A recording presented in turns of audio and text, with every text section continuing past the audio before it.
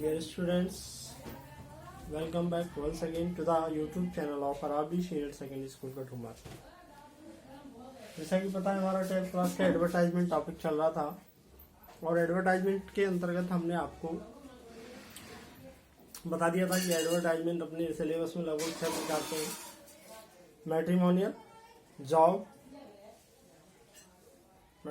Job, accommodation, cell purchase, lost found और तुम्हारा ये एजुकेशन संबंधी आदर्श लाएगा। तो ये लगभग हमारे सिलेबस में थी, इनके बारे में हमने बताया था। उसके बाद मैंने मैट्रिमोनियल कंप्लीट करा दिया था आपको और जॉब के बारे में मैंने बताया था कि जॉब दो प्रकार का होता है, एक तो सिचुएशन वैकेंट और एक situation wanted.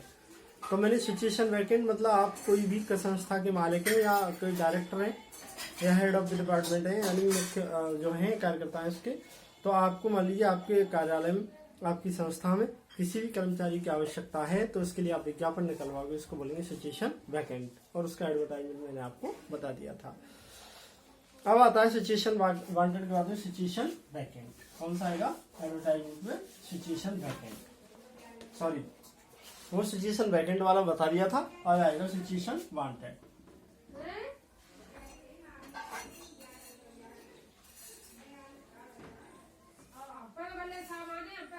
Situation wanted.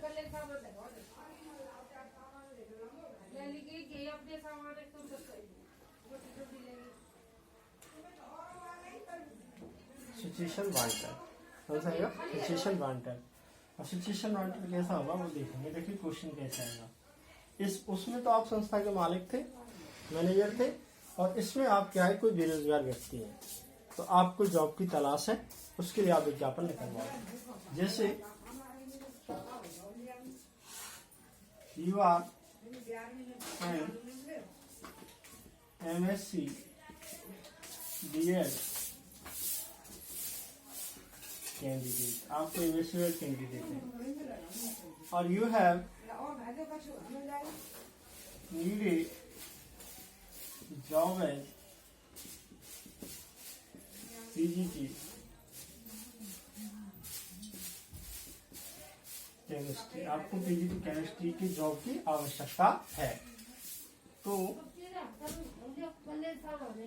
Draft and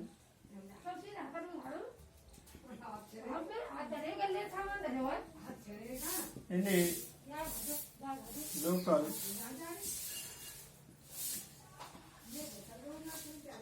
newspaper. तो कह रहा है कि you are an MSc B.Ed candidate, आपको MSc B.Ed कैंडिडेट है और you have needed job as PGT chemistry, और आपको पीजीटी केमिस्ट्री की जॉब की आवश्यकता है।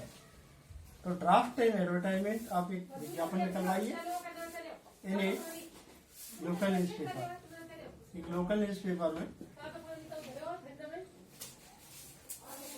इसके लिए आप क्या निकलवाइए?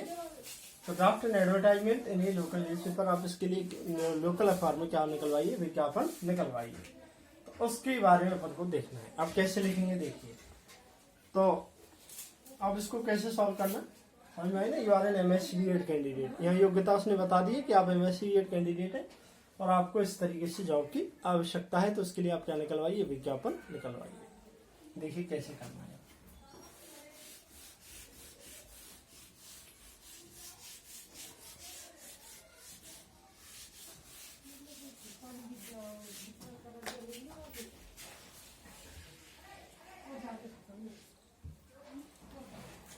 तो जैसे लिखेंगे, सबसे पहले तो क्या लिखेंगे वहां पे? जॉब। और जॉब के बाद फिर यहाँ लिखना है अपन को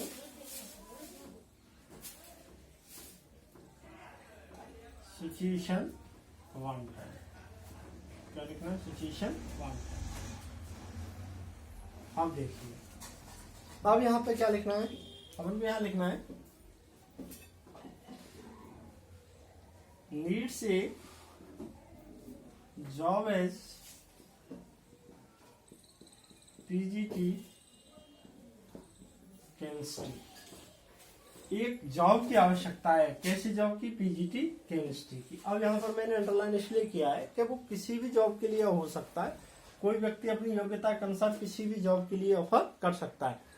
तो जिस जॉब की आवश्यकता है ना, उसका अपन यहाँ पे क्या लिखेंगे? नाम लिखेंगे। तो किसी का भी हो सकता है, PGT chemistry, PGT Hindi, PGT English, TGT Hindi, TGT science, कुछ भी हो सकता है, क्लर्क है और कोई भी हो सकता है। तो मतलब यहाँ पर क्या लिखना है, पद का नाम। 4 किसके लिए, 4N वो योग्यता, MSc B.Ed,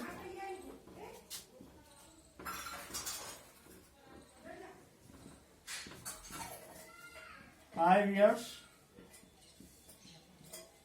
working experience,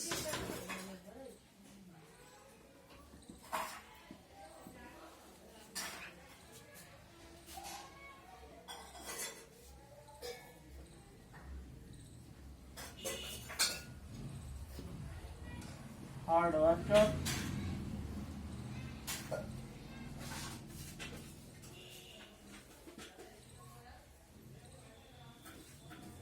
is 25 years,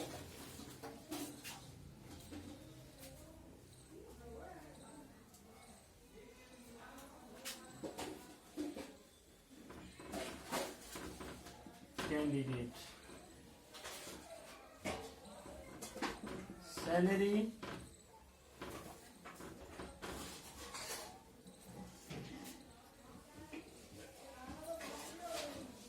according to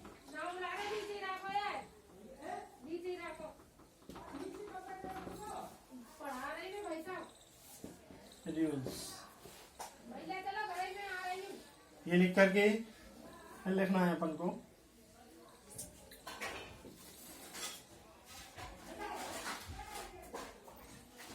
please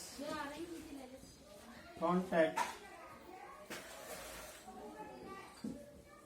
immediately. अब यहाँ पर एड्रेस लिखेंगे, जैसे कोई भी नाम, RK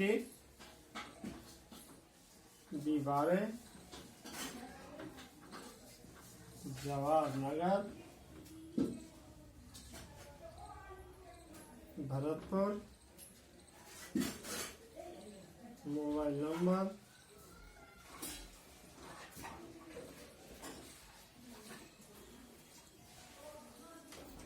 और ऐसा करके इसको जगह देना है, बंद कर देना।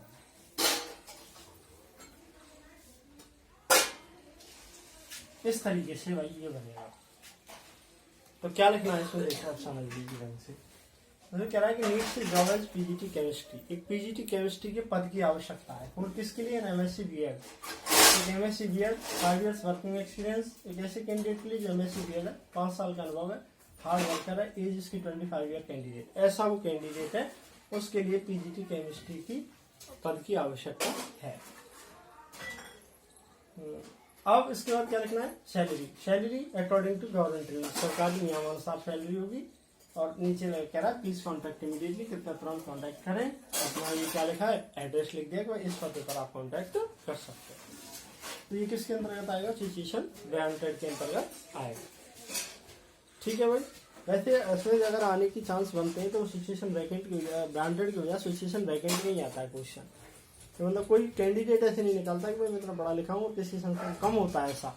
हाँ, संस्था जरूर निकालती है कि भाई हमारे यहाँ पर इस कर्मचारी की आवश्यकता है, कोई है तो हमसे कांटेक्ट कर सकता है। इस तरीके से होता है, बाकी तो नहीं होता, लेकिन फिर भी अगर ऐसा आ जाए तो अपन को ऐसे लिखना है, कुछ नहीं करना है। नीट से जॉब है, एक जॉब की आवश्यकता है, किसकी, पीजीटी केमिस्ट्री, मतलब यहाँ पद का नाम आ जाएगा और यहाँ उसकी क्या आ जाएंगी, योग्यता आ जाएंगी।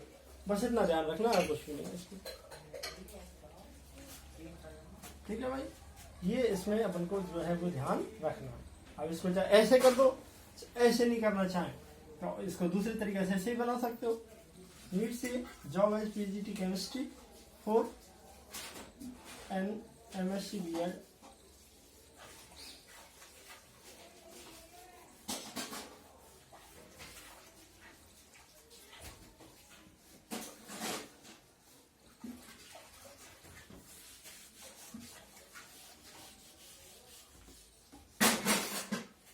और MSc B.Ed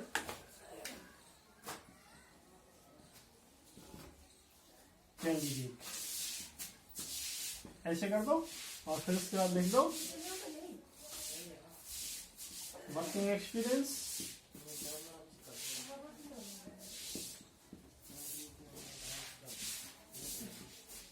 5 years in a reputed institute, एक प्रतिष्ठित संस्था में कार्य का 5 साल का अनुभव। डीओ भी लिख दो यहाँ पे अपनी, जैसे 8/12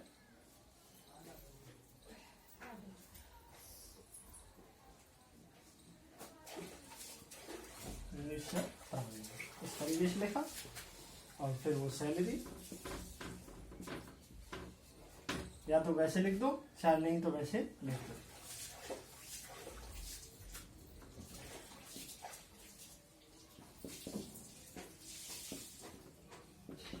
एज नेगोटिएबल भी लिख सकते हैं, जैसे कि जो नियम होगा तो ऐसे कर दो चाहे वैसे कर दो, आपको जैसा उचित लगे, जो आपको सरल लगे उस तरीके से कर सकते हो। मैंने वो कह रहा है कि needs job as PGT chemistry, एक पीजीटी केमिस्ट्री के जॉब की आवश्यकता है। और किसके लिए? एन एमएससी बीएड कैंडिडेट, एक एमएससी बीएड कैंडिडेट के लिए। वर्किंग एक्सपीरियंस है उसका 5 years, 5 साल का, यानी रेपुटेड इंस्टीट्यूट, एक प्रतिष्ठित संस्था में। डेट ऑफ बर्थ है 8/12/93 में। सैलरी इतनी होनी चाहिए। प्लीज कॉन्टेक्ट इमीडिएटली, तुरंत कॉन्टेक्ट करें। ये उसका एड्रेस दे रखा है, चाहे ऐसे कर दो चाहे पहले लिखा है वैसे कर दो, कहीं कोई दिक्कत नहीं है। दोनों में से किसी भी तरीके से आप इसको आसानी से कर सकते हो। केवल क्या बदलना पड़ेगा, केवल यहाँ पर अपन को उसकी योग्यता, यानी कि पद का नाम और योग्यता बदलनी है, और कुछ भी नहीं बदलना है। उस हिसाब से अपन आराम से सॉल्व कर सकते हैं। केवल पद का नाम और योग्यता में चेंज होगा, बाकी और कहीं कोई चेंज नहीं होगा, चाहे वो सिचुएशन वैकेंट हो और चाहे वो सिचुएशन वांटेड हो। दोनों में अपन को इसी तरीके से इसे सॉल्व करना है। ठीक है भाई। तो अब हमने यहाँ पर आपको उनको वैसे देखा जाए तो 2 प्रकार के कर लिए। कौन सा? मैट्रिमोनियल और जॉब। मैट्रिमोनियल में भी 2 करे थे हमने, मतलब नीड से ब्राइड और नीड से ब्राइडिंग रूम 2 करे थे। इसी तरीके से सिचुएशन वांटेड में भी 2 किए हैं, सॉरी जॉब में भी 2 किए हैं। एक तो सिचुएशन वैकेंट और एक सिचुएशन वांटेड, इस तरीके से होता है। ठीक है भाई। अब इसके बाद देखेंगे अपन जो तीसरा आता है,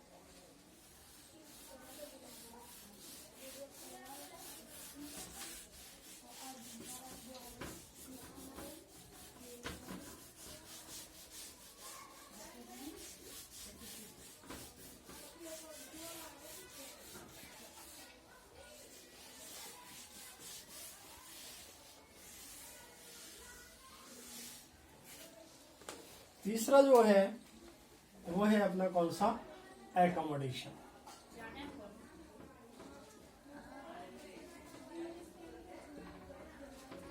एकोमोडेशन मतलब होता है रहने सहने संबंधी, निवास स्थान संबंधी। भाई देखो शादी हो गई, शादी का नौकरी, अब नौकरी के लगी कहीं, भाई नौकरी जरूरी थोड़ा नहीं है कि अपने के यहाँ पे लगे, कहीं बाहर लगती है तो नौकरी के लिए जाना पड़ता है। अब जहाँ जा रहे हैं कोई जरूरी थोड़ी वहाँ उसी समय अपना मकान हो या कोई रहने की व्यवस्था हो, तो जनरली क्या होता है वहाँ पे किराए पर रहना पड़ता है। तो उसके लिए तो ऐसी सिचुएशन को बोलते हैं एकोमोडेशन, यानी कि निवास स्थान संबंधी। अब ये भी कितने प्रकार का होता है? 2 प्रकार का होता है। कौन कौन सा? एक तो आता है टूलेट। टूलेट का मतलब होता है कमरा किराए पे खाली है, और ये इसमें होता है एक नीड्स रूम या वांटेड रूम। तो यानी इसमें तो क्या है, इसमें तो क्या है, आप एक मकान मालिक है और आपका मकान बड़ा है या उसमें स्पेस ज्यादा है, तो मतलब आप उसको किराए पर देना चाहते हैं, तो उसके लिए किसमें निकलेगा? टू लेट में। यानी इसमें आप मकान मालिक हैं, आप निकलवाओगे कि भाई हमारा इस तरीके का मकान है, उसमें इस तरीके का पोर्शन है और इस लोकेशन में इस स्थिति में है, ये उसका किराया है, और कोई लेना चाहे तो वो इस पते पर हमसे कांटेक्ट कर सकता है। ये टू लेट में आएगा। नीड्स या वांटेड रूम मतलब होता है कि कमरा किराए पे चाहिए, यानी कि कोई आप मान लीजिए कहीं रहने जा रहे हैं किसी शहर में कहीं भी, और वहां आपको किराए पे मकान लेना है, कमरा लेना है, तो उसके लिए आप जो निकलवाओगे, यानी इसमें आप किराएदार हैं और इसमें आप कौन है? मकान मालिक हैं। मैंने बताया था ना कि अकोमोडेशन वाला भी कितने प्रकार का होता है? 2 प्रकार का। टू लेट यानी कि आप मकान मालिक हैं, आपके यहाँ कमरा किराए पे खाली है, तो उसके लिए विज्ञापन निकलवाओगे भाई ऐसा ऐसा कमरा है और किसी को चाहिए तो वो आ सकते हो। एक होता है नीड्स या वांटेड रूम, इसका मतलब होता है कि आप किराएदार हैं और आपको कमरे की, मकान की आवश्यकता है किराए पे, तो उसके लिए आप क्या निकलवाओगे? एडवर्टाइजमेंट निकलवाओगे। देखिए कैसे करना है, कैसे क्वेश्चन आता है, इस पर अपन आप ध्यान देंगे। ठीक है भाई।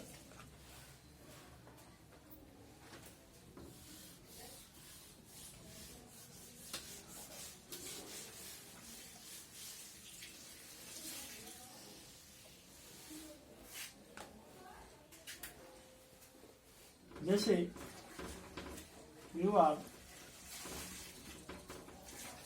राजेश गुप्ता, आप मान लीजिए Rajesh Gupta. You have a big house, आपका घर काफी बड़ा है। So you want to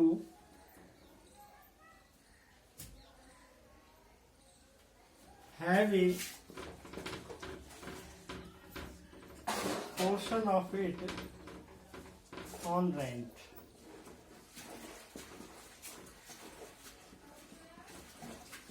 So draft and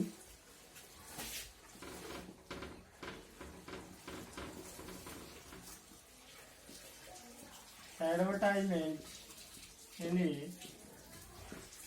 local newspaper. देखो क्या कह रहा है क्वेश्चन, समझिए। क्वेश्चन कह रहा है यू आर राजेश गुप्ता, आप मान लीजिए कोई राजेश गुप्ता है, और you have a big house, आपका घर काफी बड़ा है। So you want to have a portion of it, तो आप इसके एक पोर्शन को किराए पे देना चाहते हैं, और रेंट किराए पे देना चाहते हैं, किराए पर देना चाहते हैं। तो ड्राफ्ट एन एडवर्टाइजमेंट, एक विज्ञापन निकलवाइए आप इन्हें लोकल न्यूज़पेपर, एक स्थानीय अखबार में, यानी कि लोकल अखबार में आप इसका क्या निकलवाइए, विज्ञापन निकलवाइए। तो इस तरीके से ये क्वेश्चन आएगा। अब इसको कैसे सॉल्व करना है, तो मतलब इसमें क्या हुआ, आप मकान मालिक हुए और आपके यहाँ पर कमरा किराए पे खाली है, तो उसको आप किराए पे देना चाहते हैं।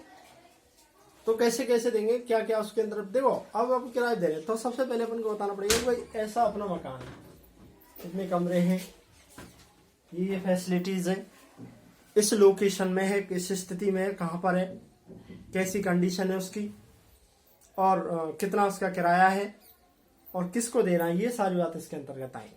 ठीक है, तो जैसे देखिए कैसे करना है अपन को।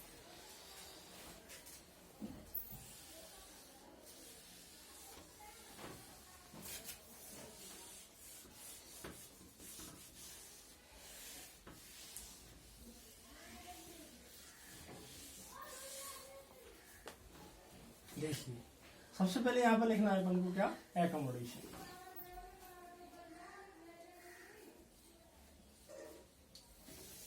एकोमोडेशन, और एकोमोडेशन के बाद आएगा आपका कौन सा, टू लेट, यानी कमरा किराए पे खाली है। अब अपन को यहां से लिखना, देखो सबसे पहले लिखना पड़ेगा अपन को, क्या लिखेंगे, मैंने बताया था क्या, कितना स्पेस है, क्या क्या उसमें कंडीशन है, मतलब पहले मकान के बारे में बताना पड़ेगा भाई, जब भी तो कोई आएगा। सिचुएशन तो अपन बाद में बताएंगे, मतलब जो इसकी वो है लोकेशन तो अपन बाद में बताएंगे कहाँ पर है, तो पहले तो ये बताना पड़ेगा भाई ये चीज है उसके अंतर्गत। तो सबसे पहले लिखेंगे यहाँ पर अपन a separate portion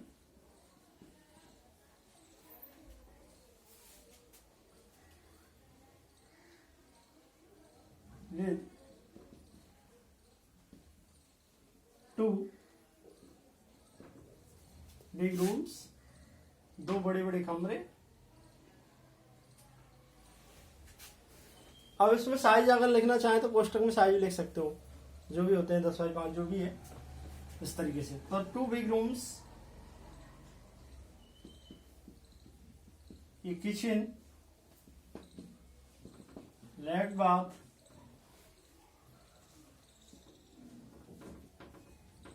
garage,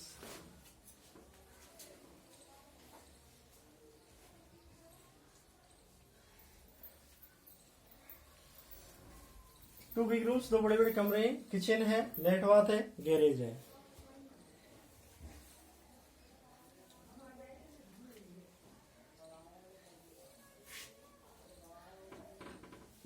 well furnished, यानी टूटा फूटा नहीं है, अच्छी तरीके से फर्निश्ड है, बढ़िया है।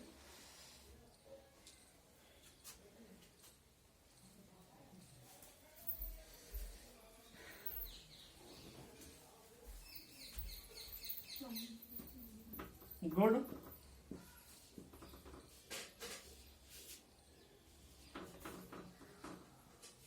Supply of water and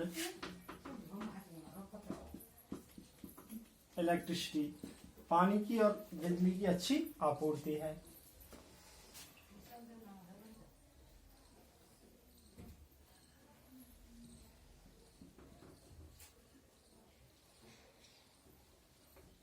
near, कोई भी जगह ऐसी बड़ी जगह का नाम लिख देंगे, जैसे नियर गवर्नमेंट कॉलेज इन, कोई कॉलोनी का नाम, जैसे कृष्णा नगर भरतपुर। ऐसा एक मकान इज अवेलेबल ऑन रेंट, ऐसा एक मकान किराए पर उपलब्ध है। ठीक है भाई, ये लिखेंगे। फिर उसके बाद में इसके रेंट लिखेंगे, किराया कितना है, और किराया लिखेंगे इसमें जैसे 5,000 रुपये मंथली, इंक्लूडिंग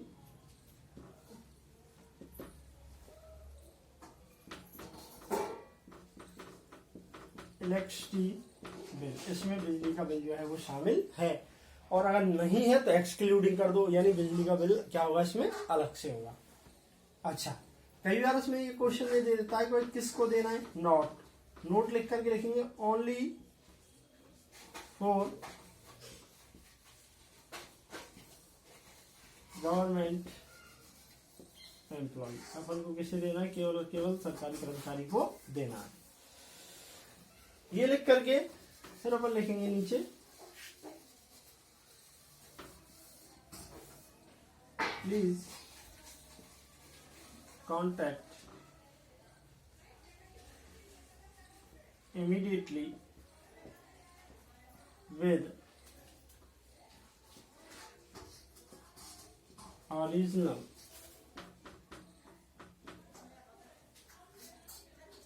ID proof, लिख करके नीचे अपन को क्या लिखना है, इसका एड्रेस लिखना है। ये यहाँ लिखना है, यहाँ जगह नहीं, यहाँ लिख रहा हूँ, ध्यान देंगे ऊपर। तो फिर नीचे इस पे क्या लिखना है, एड्रेस लिखना है। एड्रेस कैसे लिखेंगे, वही क्या नाम बताया था उसका, राजेश गुप्ता,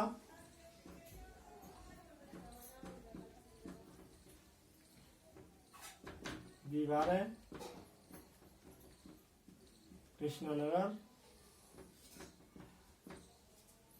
भरतपुर, मोबाइल नंबर, और पूरे को क्या कर देना है, बंद कर देना है।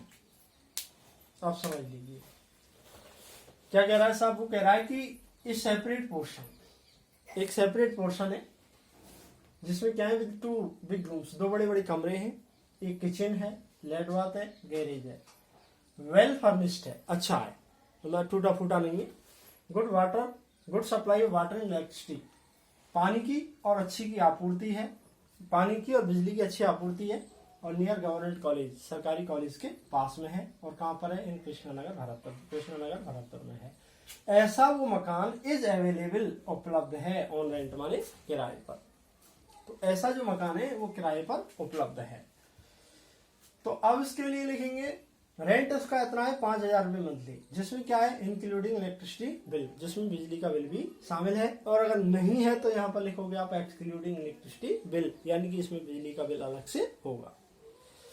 अब लिखेंगे note only for government employ, अगर इसको लिखें तो लिखो, नहीं तो मत लिखो। हाँ, क्वेश्चन में अगर वो दे दे कि you want to have your house on rent only for government employ, केवल आप उसे सरकारी कर्मचारी के लिए देना ही चाहते हैं, तो फिर आपको यहाँ पे क्या करना पड़ेगा, ये लिखनी पड़ेगी। फिर तो ये लिखना पड़ेगा। अगर वो ऐसी कोई कंडीशन नहीं दे रहा है तो इसको लिखो, चाहे मत लिखो, इससे कोई फर्क पड़ने वाला नहीं है।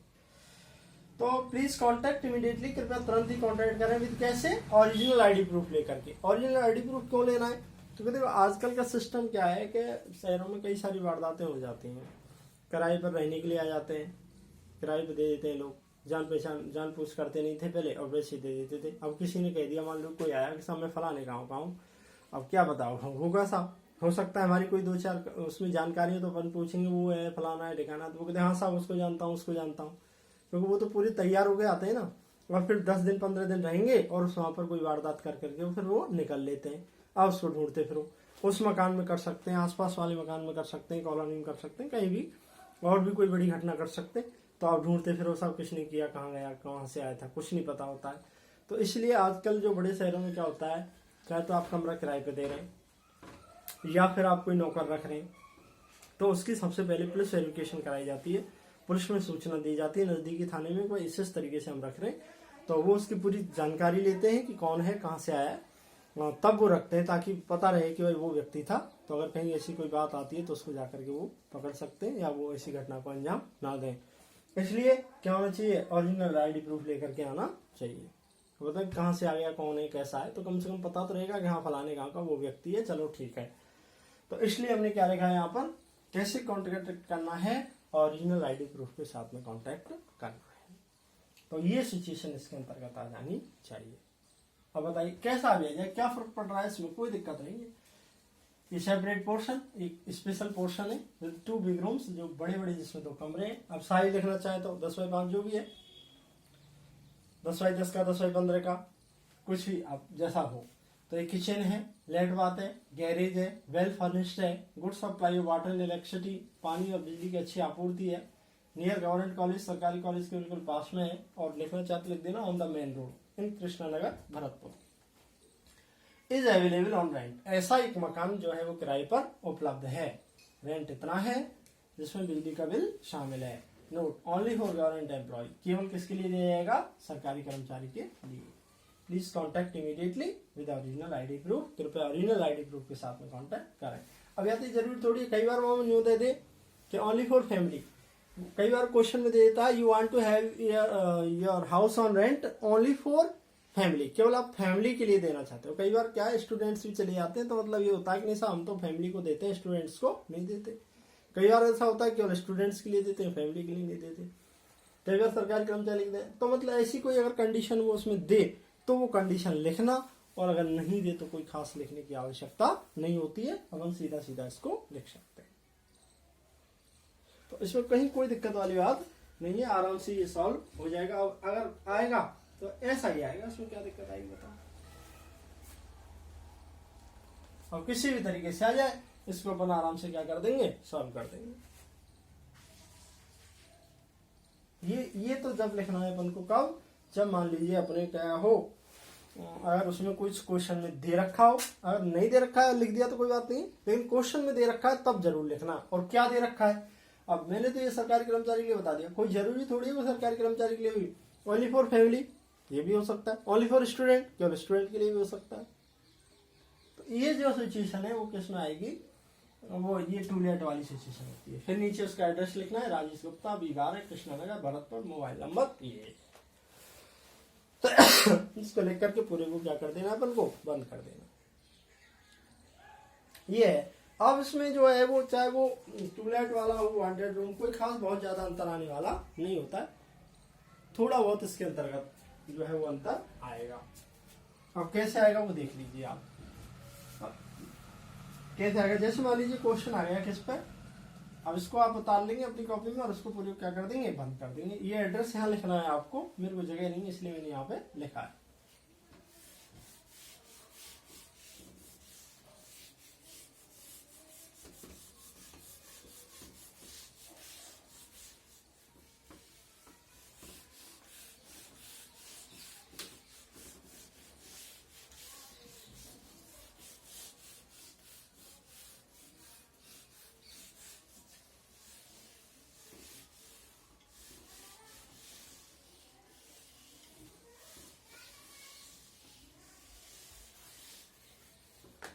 अब देखिए, अब जैसे आ जाता है अपना काय पे, यानी कि नीड्स या वांटेड रूम, कमरे की आवश्यकता है। तो कैसे लिखूंगे देखिए, सबसे पहले तो वही ऊपर क्या लिखना है अपन को, एकोमोडेशन, निवास स्थान संबंधी। फिर लिखना पड़ेगा अपन को वांटेड या नीड्स रूम, कमरे की आवश्यकता है। अब देखिए, अब अपन को कैसे लिखना है, यानी अब इसमें आप कौन हो गए, किराएदार हो गए। आप एक किराएदार हैं और आपको कमरा किराए पे चाहिए, तो कैसे लिखेंगे देखिए, वही तरीका है, कुछ नहीं है, केवल क्या कर देना यहाँ पे नीड्स कर देना। अब फिर पहले वाले में हमने क्या लिखा था, हमने लिखा था सेपरेट पोर्शन। देखो क्या लिखा था हमने, ए सेपरेट पोर्शन, एक separate portion with 2 big room. मैं छेती छेती लावां तेरे नाल लैनियां, समय दा तां पूरा भी हीन कोई ना, तेरे नालों चलिए हसीन कोई ना, तारे चन्ने अंबर जमीन कोई ना, तेरे नालों चलिए हसीन कोई ना, तारे चन्ने अंबर जमीन कोई ना, मैं जदों तेरे मोढे उत्ते सिर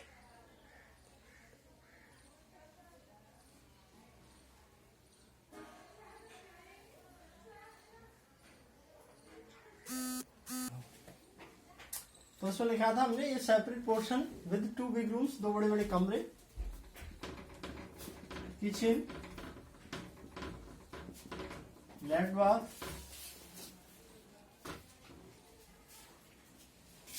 गैरेज,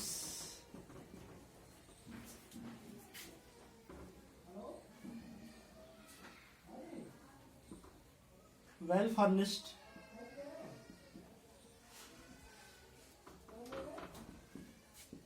good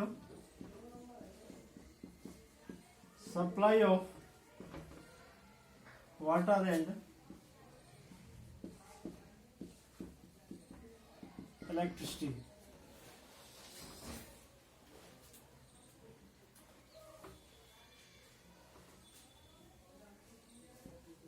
near